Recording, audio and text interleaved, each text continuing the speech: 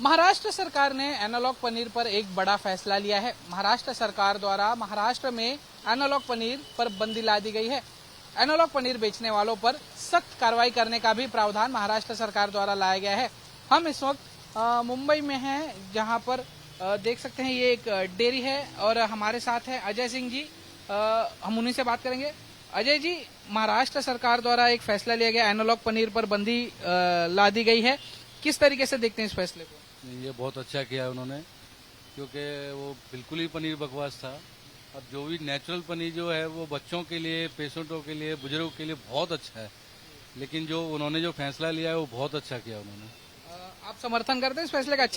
6 महीने तक की जेल और 6 लाख रुपए तक का? सर बिल्कुल करते। हम उनकी हर उनसे सहमत हैं, बिल्कुल सहमत। आप कौन सा पनीर बेचते हैं? हम मलाई पनीर बेचते हैं। दिखाएंगे थोड़ा?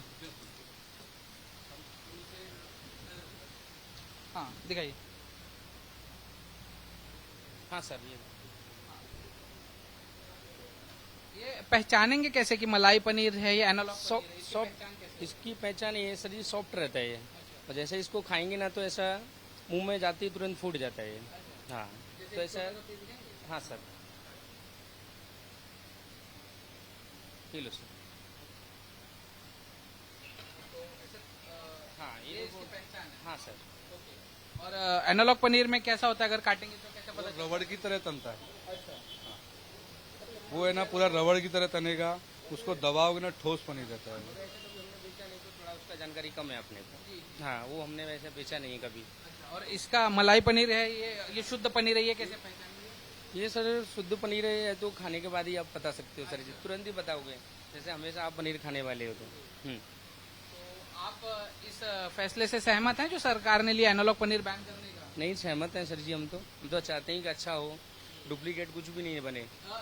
दामों में कितना अंतर है? शुद्ध पनीर कितने का आता है और एनालॉग पनीर कितने का आता है?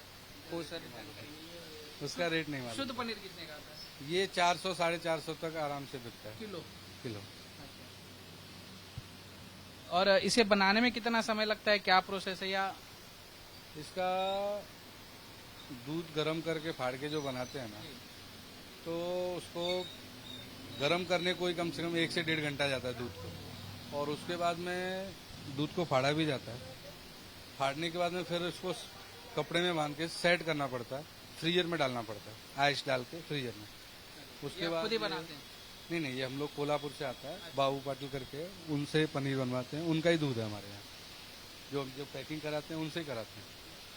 पनीर भी, दूध भी उनसे। अब एनालॉग पनीर तो बंद हो गया, तो इससे नहीं, इससे डेयरी, हमारे जो डेयरी सेक्टर है उस पर कितना असर दिखा? हमारा पनीर की सेल बढ़ी है। अच्छा। हाँ, पहले से ना होटलों में भी हमारे पनीर की सेल बढ़ी है। हाँ। और जो लेने वाले हैं उनकी भी सेल बढ़ी है। हमारी कम से कम आपका पनीर बेस्ट है, तो आपके यहाँ से लेके जाना चाहिए पनीर, तब पब्लिक यही चीज बोलती है, शुद्ध पनीर की मांग बढ़ी। पनीर। हाँ, क्योंकि हमारे पीछे ना सब सरकारी नौकरी है। बिल्कुल। तो हमारे साथ कुछ ग्राहक भी हैं। भाई, अब एनालॉग पनीर पर बंदी ला दी गई है, शुद्ध पनीर बेचा जाएगा, आप किस तरीके से देखते हैं डिसीजन को? ठीक है, ये तो सही डिसीजन है। अगर कहीं नकली मिलता है, बट हम यहाँ से हम लेते हैं तो ठीक है, ये तो शुद्ध है एकदम। मैं खाता हूँ हर बार, मैं कम से कम यहाँ से 25-30 साल से ले रहा हूँ पनीर, और मुझे तो यहाँ का सही लगता है। और आप इस फैसले से खुश हैं? मतलब 6 महीने की जेल, 6 साल, 6 लाख रुपए तक का जुर्माना सरकार द्वारा लगाया गया है। सही है जी, सही है, एकदम सही है। लोगों के स्वास्थ्य के साथ नुकसान हो रहा है उनका, लोगों का, तो ये तो सही डिसीजन है।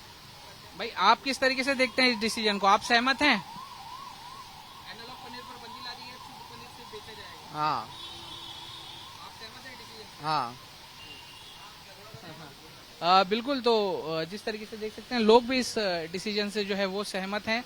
और जो शुद्ध पनीर बेचते हैं पहले से ही, उनमें यहाँ पर खुशी का माहौल एक देखने को मिल सकता है, क्योंकि उनके लिए जाहिर तौर पर खुशी की मांग है। उनका कहना है कि उनकी सेल जो है, उनके पनीर की मांग जो है वो अब बढ़ गई है। लोग उनका पनीर ले रहे हैं, जो होटल व्यवसायिक हैं वो उनका पनीर ले रहे हैं, जिसकी वजह से उनके लिए ये बहुत ही अच्छा निर्णय है और वो इस निर्णय का स्वागत भी कर रहे हैं।